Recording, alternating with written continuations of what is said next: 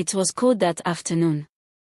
The snow had started falling again, gently covering the sidewalks in a fresh white layer. The wind wasn't angry, but it still managed to slip past coats and scarves like it had a purpose. People rushed along, hurrying to get indoors. No one wanted to linger on the streets, not even for a minute. Except for Elvie. Elvie had just finished her shift at the local diner.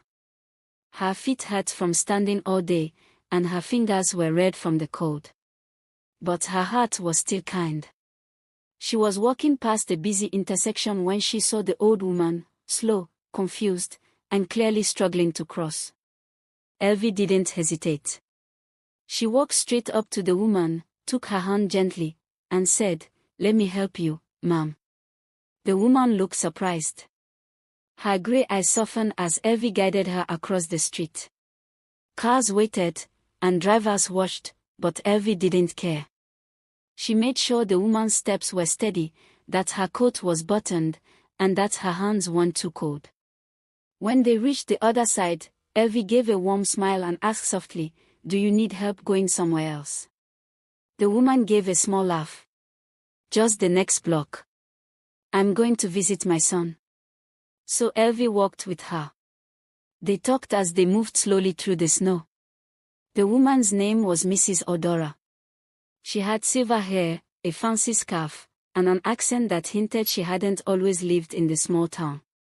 She asked Elvie about her life, and Elvie told the truth. She was 23. Her parents had died when she was 13, and she had been living in the town's group home until she turned 18. Now she worked as a waitress at Green Cup Diner and rented a small room in the old part of town. She didn't have much, but she was grateful. "I'm not rich," she said with a shrug, "but I've got my health and peace." Odora didn't say much. She just nodded slowly, and at one point she stopped walking and stared at Elvie. "Do you always help strangers like this?" she asked. Elvie chuckled. "Only the ones who look like angels in disguise." Odora smiled. They reached a tall gate in front of a large mansion Elvie had never noticed before. It looked like something out of a movie. Odora turned to Elvie and said, "This is where I was going. Thank you for your kindness." Elvie smiled again, waved, and turned to leave. But Odora called out, "Wait. Will you come in for tea?" Elvie hesitated. She looked at the gate, the house, then back at the old woman. "I don't want to bother your son." "You won't," Odora said softly. "I'd like you to meet him." Something told Elvie not to say no. So she agreed. Inside, the warmth hit her like a hug. The house was beautiful, high ceilings, large windows, paintings on the walls, a chandelier in the hall. A man walked down the stairs wearing a dark sweater and looking both serious and tired. He froze when he saw them. "Mother," he said, walking over quickly. "I was just about to call you. I told you not to walk in this weather." Odora smiled. "I had help." The man looked at Elvie. "This is Elvie," Odora said.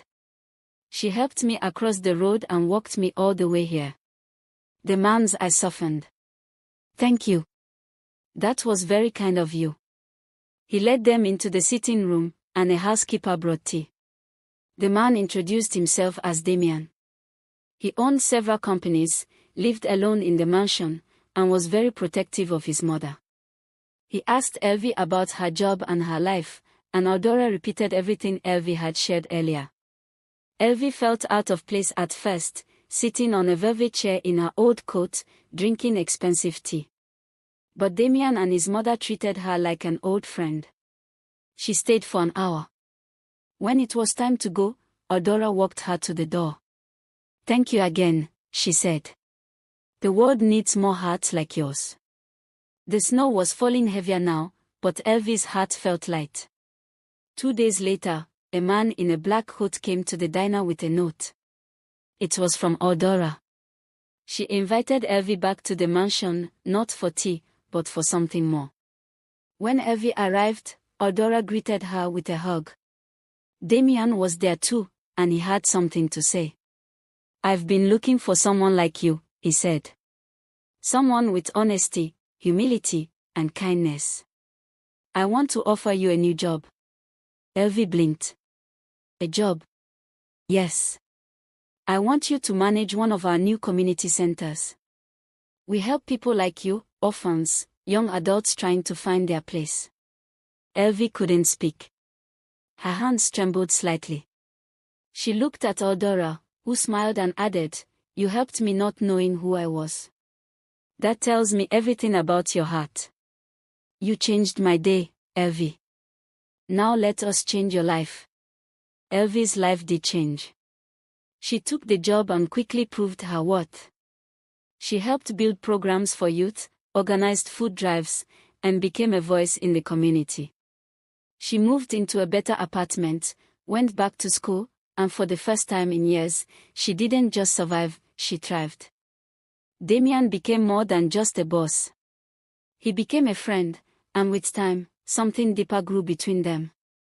They had long conversations, shared hopes, and laughed often. His cold, quiet home became warm with Elvie's presence. One winter, a year after they met, Damien asked her to marry him in the same sitting room where they had tea that first day. Eudora was watching with teary eyes.